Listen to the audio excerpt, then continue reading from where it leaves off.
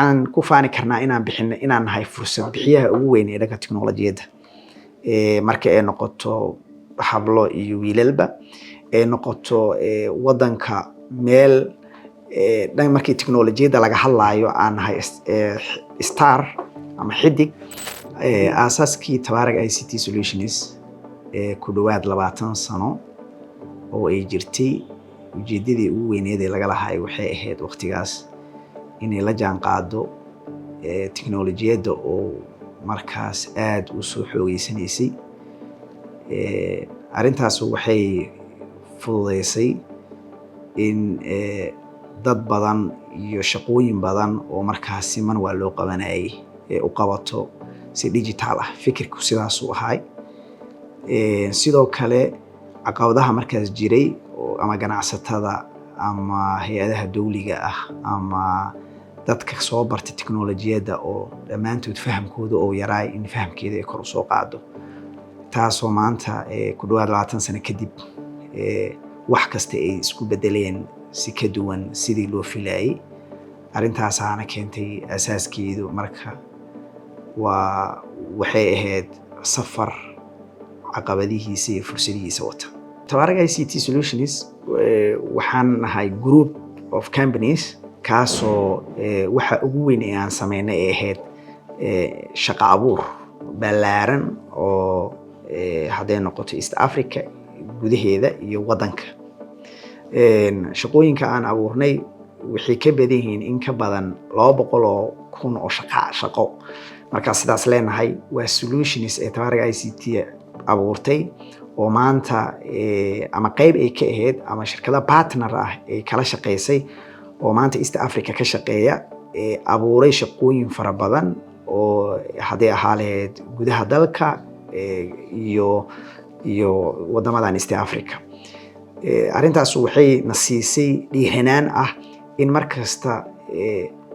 hal abuurka iyo shaqado la qurxiyo natiijadeedu ay noqoto in la helo fursado markii hore aan noo muuqan taasoo dhiirigelin siisay teamkeena iyo dhammaan kooxdeena shaqada Tabaarag ICT Solutions inay qaadato shahaadada tayada ama loo yaqaano Quality Management System 9001 2015 waxay uga dhigan tahay inay heshay aqoonsi ah shaqada ay hayso ee dhanka tayada in la isku haleyn karo marka adiga aad sheegato sidaana ahay waa fiicanahay waxaa ka muhiimsan in la helo standards adduunyada ay u jideysay waxyaabahan oo kale oo lagu cabiro waxaana ku faraxsanahay inaan nahay shirkadda koowaad ICT ka shaqeysa ama technology ka shaqeysa wadanka shahaadadaas hanatay shahaadadaas waxay nooga dhigan tahay in customerskeenu iyo macaamiisheenu ay helaan kalsooni ah waxa aan u hayno inay ku jiraan gacan aamin ah tayadoodiina la hubiyay sidoo kale teamkeena shaqaalaheenu inay fursad u heleen inay qayb ka noqdaan habraac liisla ogol yahay adduunyada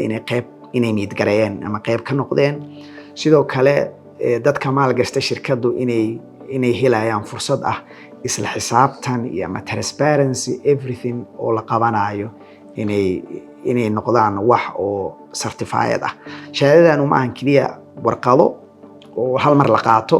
waa kor joogtayn hadday noqoto in si external ah ama dad ka baxsan institutionkaaga ay ku audit gareeyaan ama kuwa internal oo gudaha ah shahaadadan 2 sano kasta way dhacdaa bil kastana waxaa lagu sameeyaa waa la audit gareeyaa micnaheedu marka waxa waaye Tabaarag waxay diyaar u tahay oo ay u diyaar garowday inay ku dhawaad 20 sano kadib shaqada ay hayso ay u raadiso wax oo qiyaas caalami ah oo ka baxsan wixii ayada isku qiyaasi kartay waxaan ku faanaynaa inaan soo saarnay jiil tiknoolajiyadu ku hubeysan waxaa ka shaqeysa hadda si direct ah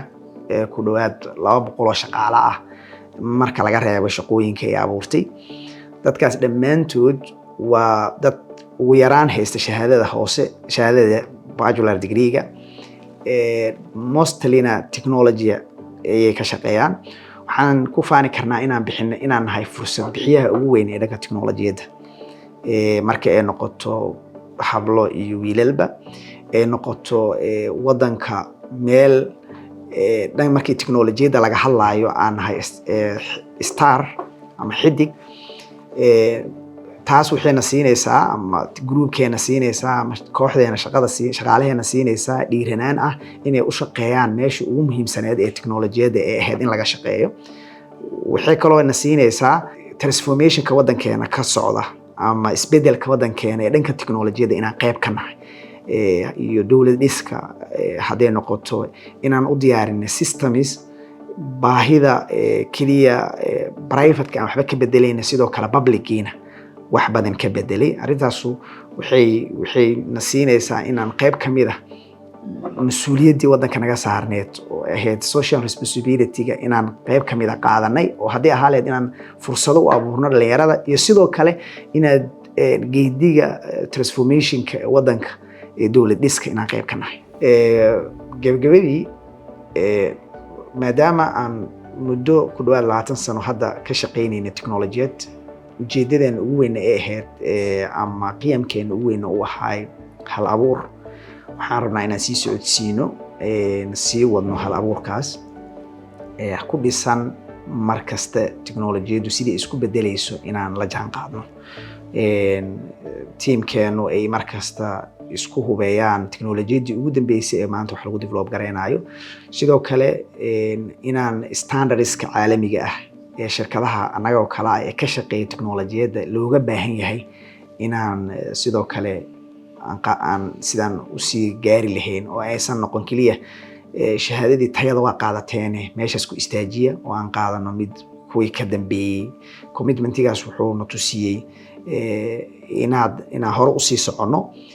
maanta haddii shirkadda tabaarag iyo shirkad kale laisla barbar dhigayo competitive advantage-ka ugu weyn aan heli karno ama haysano waxaa waaye standardly yaa ku qiimeeyey maxaana u haysataa. ayadana waxyaabaha aan rabno inaan sii xoojinay ka mid tahay iyo inaan qayb ka noqono transformationka waddanka si guud ahaaneed gaar ahaaneed public sector-ka oo xaqiiqatan aan tuhunsannahay in uu barayfatka ka haray marka la joogo teknolojiyadda oo aan rabnay inaan wixii awoodeena aan kala qayb qaadano. sidoo kale waxaan shaqaalaheena iyo dhammaan macaamiisheena mar kale uga mahad celinaynaa inay nala dhisaan institution intaasoo fursado bixiyey qorshihiisuna yahay inuu noqdo Horn of Africa ama East Africa shirkadaha loogu sheego markii laga hadlayo teknolojiyadda.